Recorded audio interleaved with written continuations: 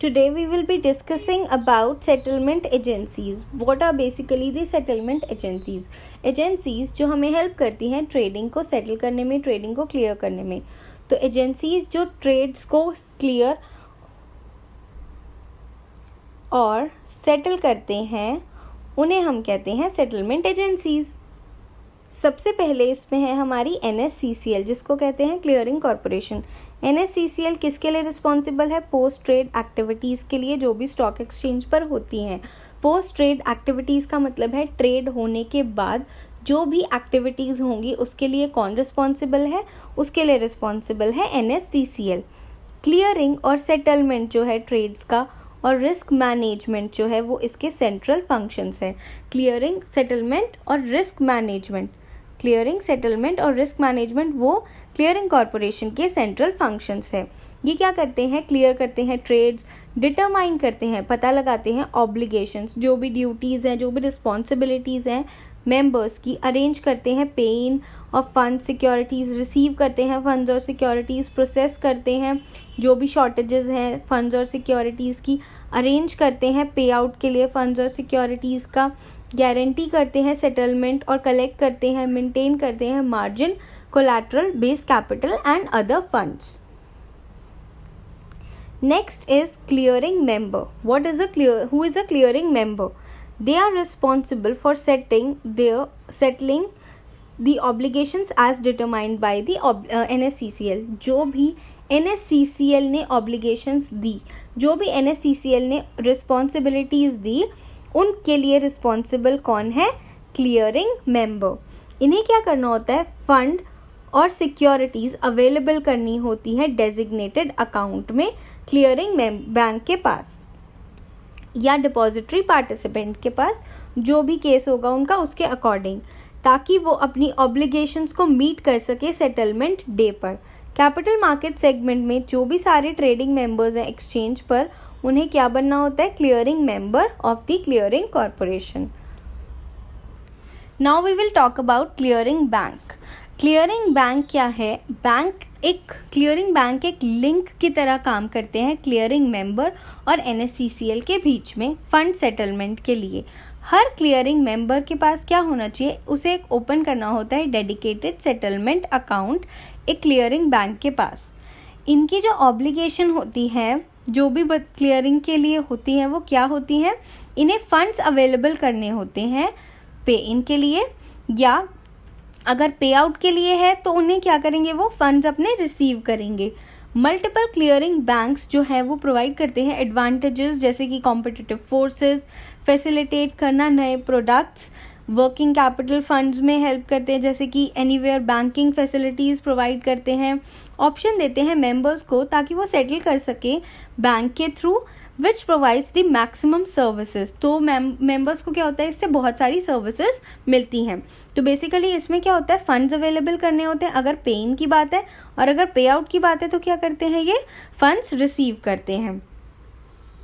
So now we will be studying custodian. Custodian कौन है?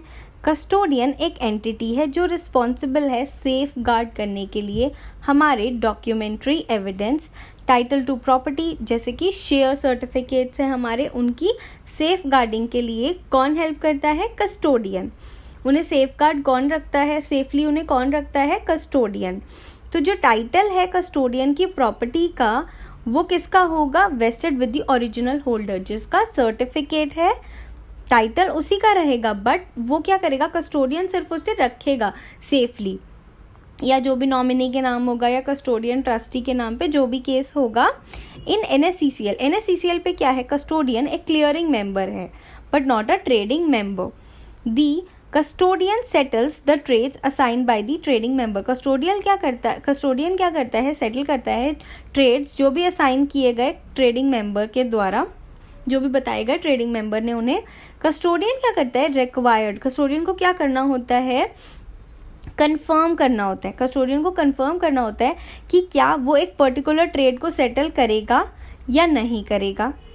क्या वो एक पर्टिकुलर ट्रेड को सेटल करेगा या नहीं करेगा, उसे कंफर्म करना है. अगर उसने कंफर्म कर दिया तो उसकी ऑब्लिगेशन क्या है? Requires to settle. उसे क्या करना होगा? सेटल करना होगा ट्रेड सेटलमेंट डे पर. एंड अगर कस्टोडियन ने रिजेक्ट कर दिया तो जो ट्रेड है उसकी जो ऑब्लिगेशन है वो वापस किसके पास चली जाएगी, ट्रेडिंग मेंबर के पास या क्लियरिंग मेंबर के पास। अभी हम बात करेंगे डिपॉजिटरी की। डिपॉजिटरी वो जगह है जहाँ पर हमारी सिक्योरिटीज़ जो हैं इलेक्ट्रॉनिक फॉर्म में रखी जाती हैं। डिपॉजिटरीज जो है वो हेल्प करती हैं सेटलमेंट में डीमटेरियलाइज सिक्योरिटीज़ की। हर कस्टोडियन और क्लियरिंग मेंबर को क्या करना होता है, एक क्लियरिंग पूल अकाउंट ओपन करवाना होता है, मेंटेन करना होता है उन्हें वो अकाउंट डिपॉजिटरीज के साथ। He is required to make available the required securities। क्या करते हैं वो, सिक्योरिटीज़ जो है वो अवेलेबल करते हैं डेजिग्नेटेड अकाउंट में सेटलमेंट डे पर।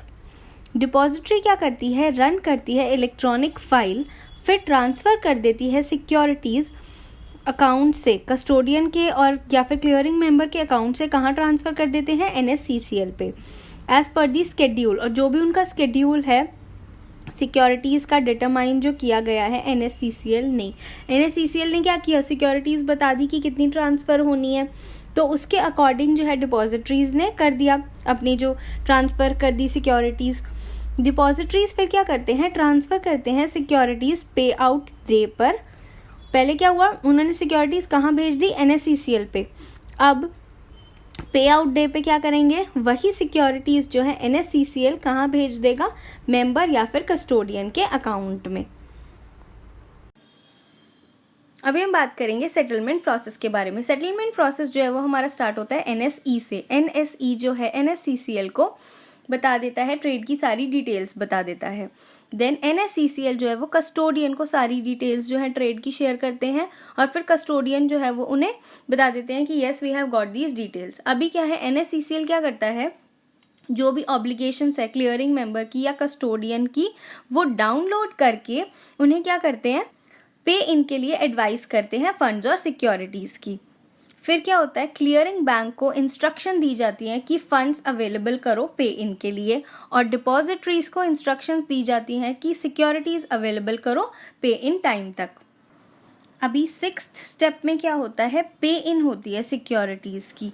NSCCL जो है वो एडवाइस करता है डिपॉजिटरी को कि डेबिट करो पूल अकाउंट कस्टोडियन का और क्रेडिट करो उसका अकाउंट, और डिपॉजिटरी ऐसा ही करता है।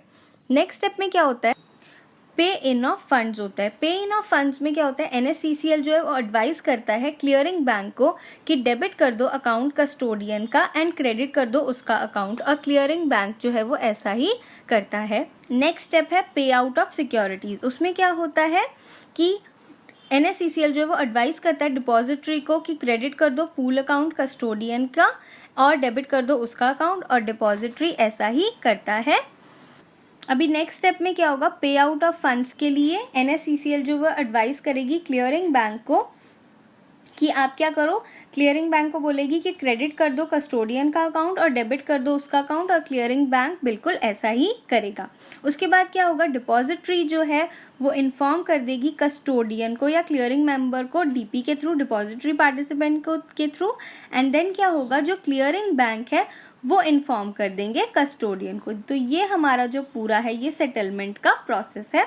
इसके स्टेप्स जो है वो अभी मैं आपको नेक्स्ट स्लाइड में थोड़ा सा एक्सप्लेन कर देती हूँ और अच्छे से समझते हैं सेटलमेंट प्रोसेस को। ये इन 11 पॉइंट्स है। सबसे पहले ट्रेड डिटेल्स गई एक्सचेंज से NSCCL तक, फिर NSCCL से गई जो डिटेल्स है वो कहाँ, CM या कस्टोडियन तक, फिर डाउनलोड किया गया ऑब्लिगेशन को और पे इन के लिए एडवाइस किया गया फंड्स और सिक्योरिटीज़ की।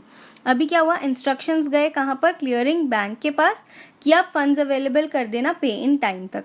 फिर इंस्ट्रक्शंस जाती हैं डिपॉजिटरीज के पास कि आप सिक्योरिटीज़ अवेलेबल कर देना पे इन टाइम तक।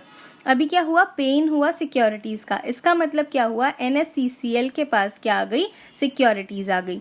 अब हुआ पे इन ऑफ फंड्स, मतलब NSCCL के पास क्या आ गए, फंड्स आ गए। देन क्या हुआ, पे आउट हुआ सिक्योरिटीज़ का। इसका मतलब है NSCCL के पास से मेंबर्स के पास चले गए सिक्योरिटीज़, एंड पे आउट ऑफ फंड्स में क्या हुआ, NSCCL के पास से चले गए फंड्स मेंबर्स के पास। अब क्या हुआ, डिपॉजिटरी ने इन्फॉर्म कर दिया कस्टोडियन या क्लियरिंग मेंबर को DP के through, that is depository participant के थ्रू।